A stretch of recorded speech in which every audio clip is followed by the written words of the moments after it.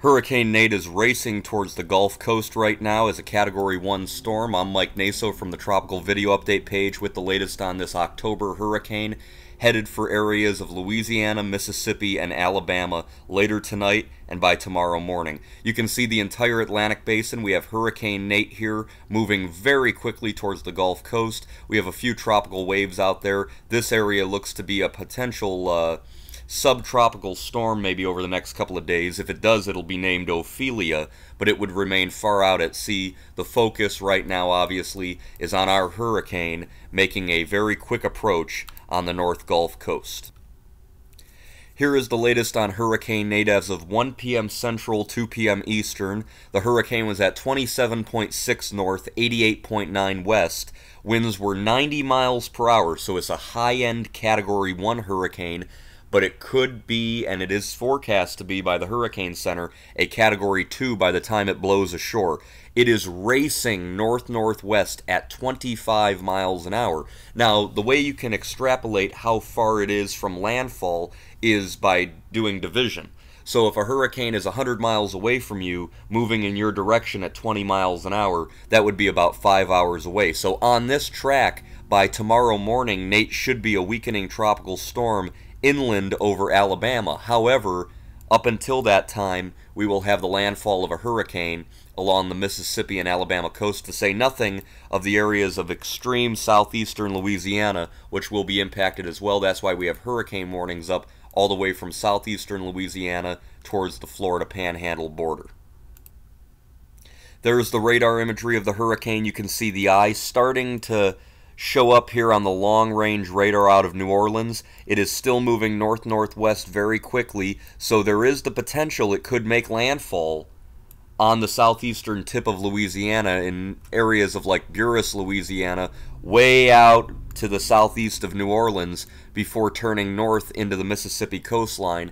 However, there's also the potential here that the system will slide due north and then turn more towards areas of Mobile Bay. And Mobile Bay, even if you don't get a direct landfall, you guys could be on the right side, and so the threat of storm surge, perhaps up to 10 to 12 feet, is a serious situation with this hurricane right now. You can see a very strong band of heavy rain and thunderstorms moving through areas of Houma into New Orleans at this time, and we have even stronger bands headed for Mississippi and Alabama over the next coming hours as the hurricane continues to race towards you. Nate isn't looking that great on the visible satellite. I think the biggest problem it has is it is still dealing with a little bit of wind shear, and it is racing so fast that it doesn't really have a time to consolidate. However, it did get stronger this morning, and you can start to see hints maybe right in here if you look where the eye of the hurricane is. But again, it's all a moot point. There's just a lot of energy shoving up into the Gulf Coast very quickly, and we will see high storm surges and very strong winds, to say nothing of heavy rainfall, which we're going to see as well. You can see what's steering this system. We have the feature here in the Gulf of Mexico turning around. In fact, that might even be kind of flattening and shearing Hurricane Nate a little on the southwest side. And we have this high pressure off over the areas of the western Atlantic here, the Bermuda High, as it's called.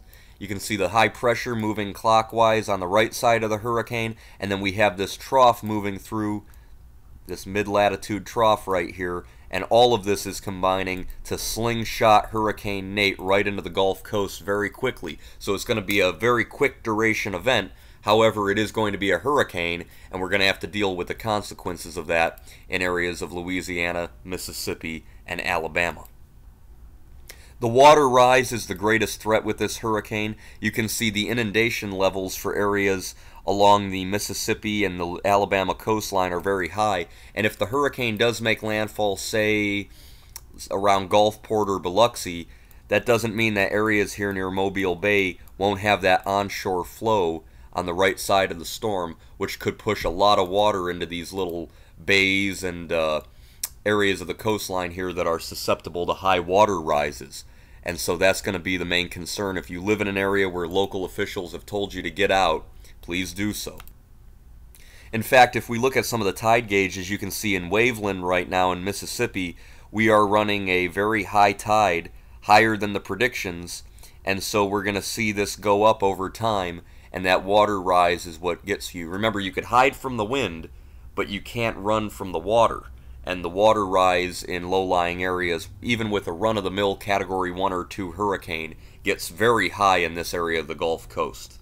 So this is going to be a very quick event, but it's still going to be a hurricane landfall, and we have to treat it as such. You can see the wind field has expanded. The tropical storm force winds extend outward up to, say, 125 miles or so. The hurricane force winds are more on the right edge of the eye, and you can see as it continues towards the coast, this whole area from Louisiana to the Florida Panhandle will likely receive tropical storm force winds over the next, say, 18 hours or so as the hurricane moves ashore. And if you look at the wind forecast, this is for 2 a.m. as the hurricane comes ashore. Wind gusts forecast by the National Weather Service over hurricane force in Mobile Bay.